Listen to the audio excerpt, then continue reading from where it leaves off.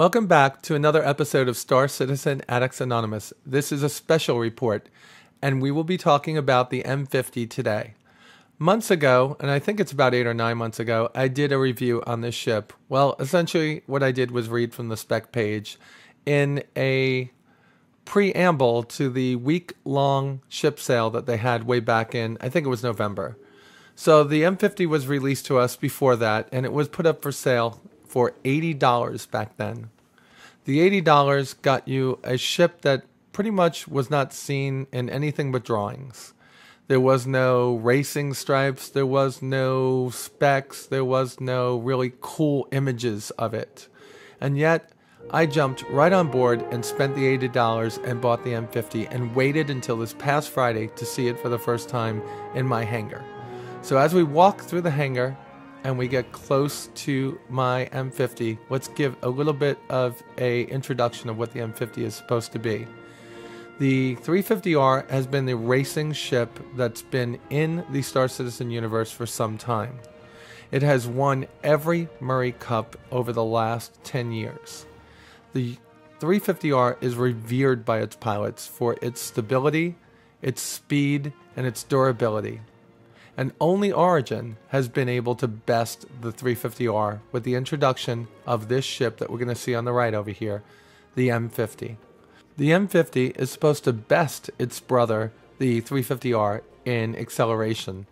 Now, high-end speed we don't know about yet, but acceleration definitely. Same engine, same power plant, and a smaller space frame with a much lighter mass weight. This ship is going to be off the line wicked fast. Its small size should also lead to something that's very maneuverable. In fact, the UEE military is going to be using this for courier flights and in some instances interception and probably stealth, although we can't get any kind of word on that particular variant yet.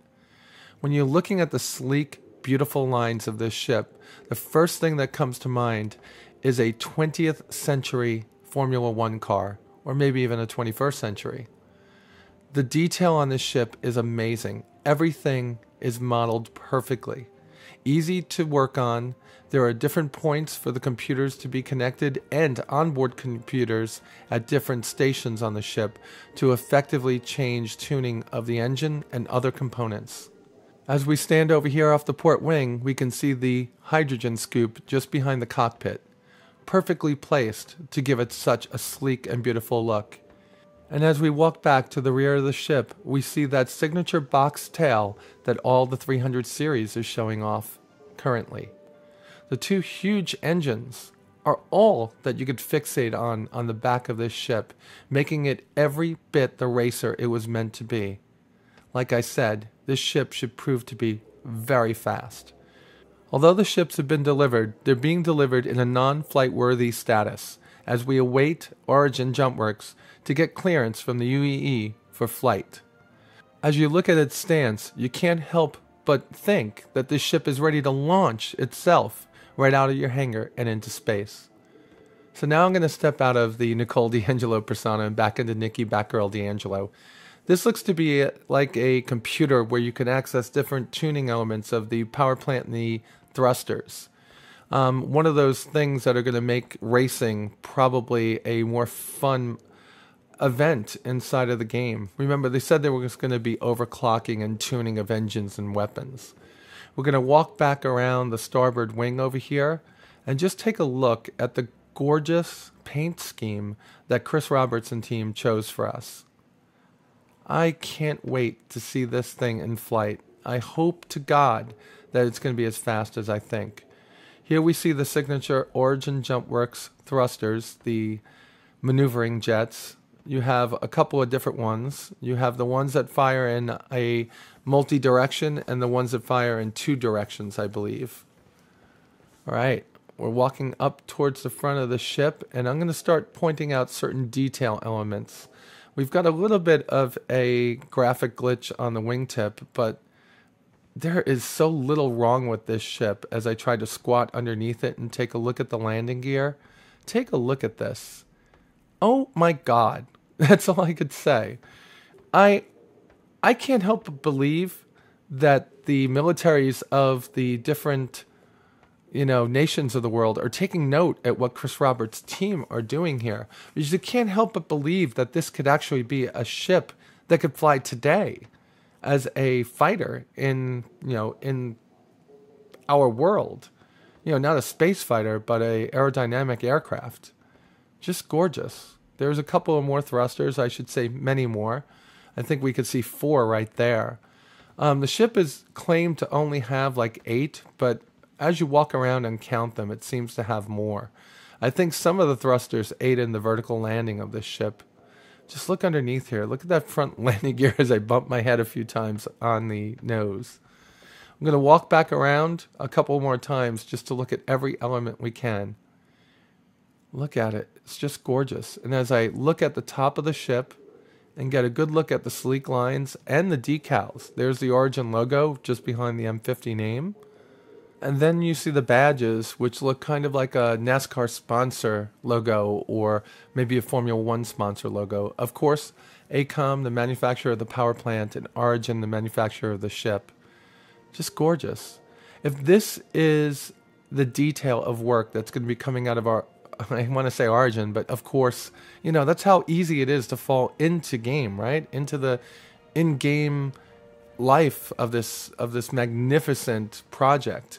But if this is the detail of work that's going to be coming out of Cloud Imperium Games, I'm sold from now on. This is such a gorgeous ship. I can't wait for the constellations. But first, God, how could they tease me and give me this ship and not let me fly it around? Speaking of flying it around, let's get into the cockpit real quick and take a look at it and see what it's going to be like when we're actually in this vessel. Okay, we're climbing up. The animations are wonderful. I'm not looking at it from the outside. I haven't figured out how to see him go in and out. But look at this cockpit. This is probably the most gorgeous cockpit in the game so far. The all-round visibility. And I'm trying to look for different angles that we haven't seen before, but I'm not going to find one right now. So we're just going to go back inside the ship and take a look at it. Oh my God. Look at it. Look at it right from the front. I was going to buy a second one of these, but I'm saving my money for the Constellation variants. Well, they should be out very soon, probably right around the Gamescom. But the next time these go out for sale, if there's a variant, I will be buying a second. Just gorgeous, right? Beautiful cockpit, perfect control layout. We don't know what the HUD's going to look like yet. I'm sure they're still working on it. But the ship is just utterly beautiful. So why should you buy this ship? Well, I was starting to get into that before I was interrupted and had to re-record this. Well, there's so many elements to this game.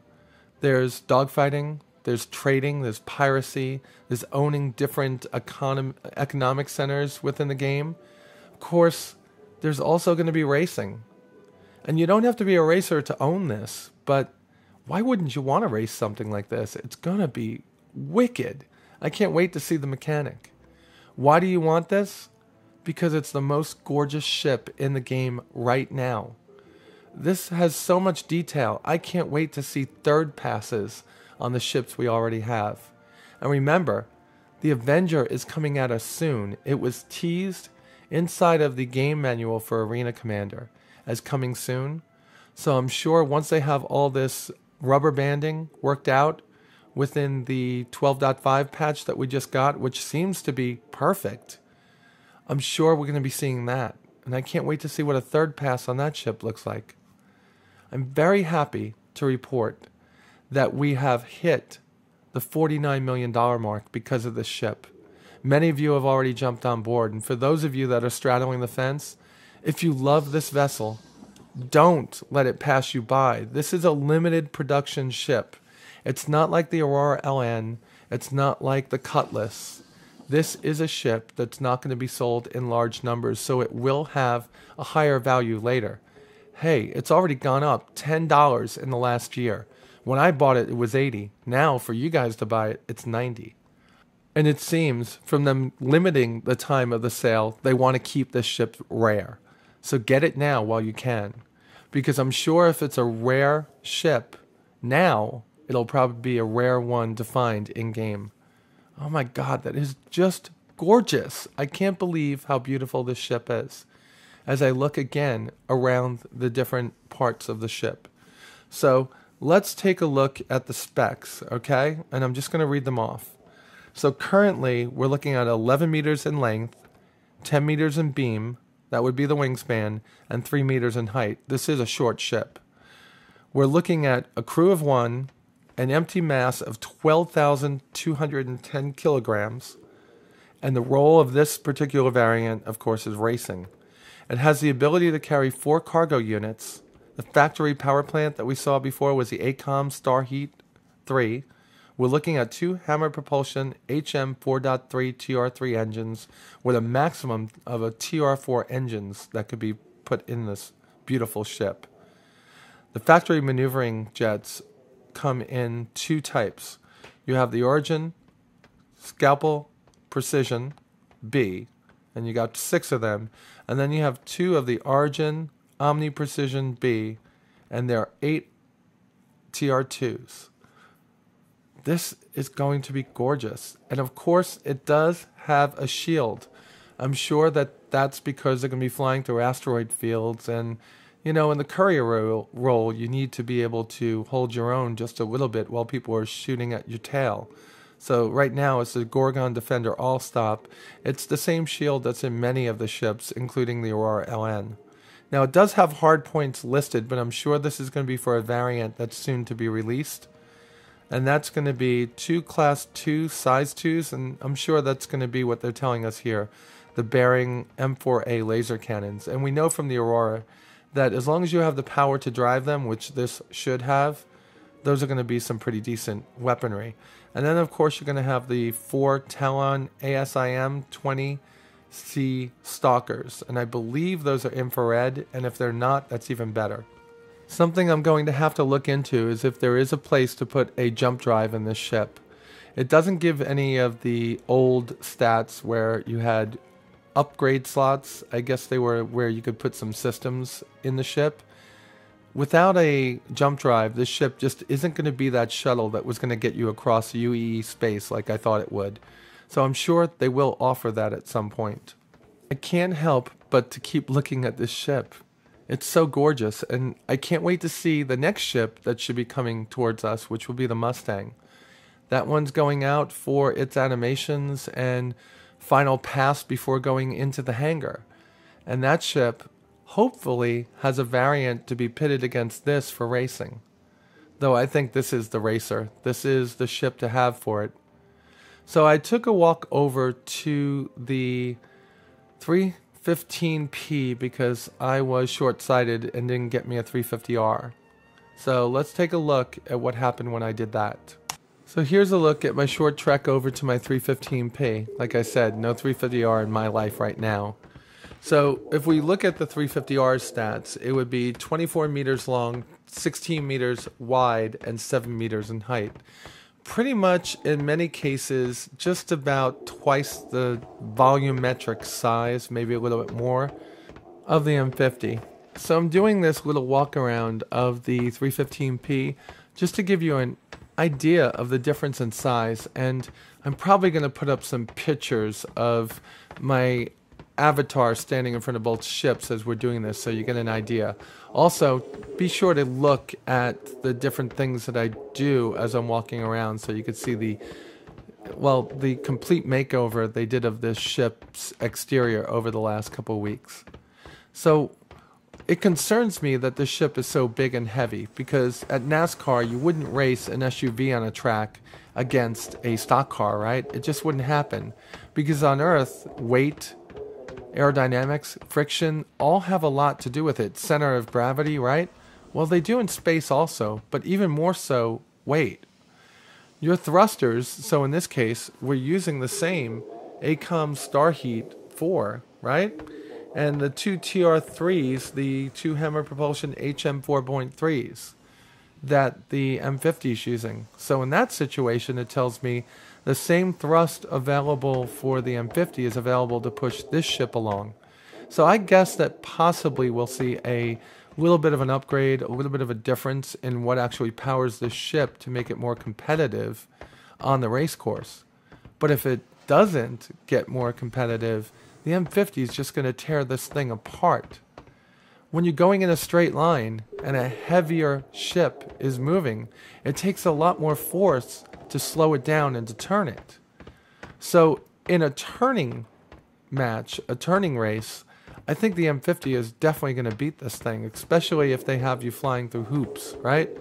I don't know what racing's going to be, but I envision flying along a course where you have to actually get through gates, okay?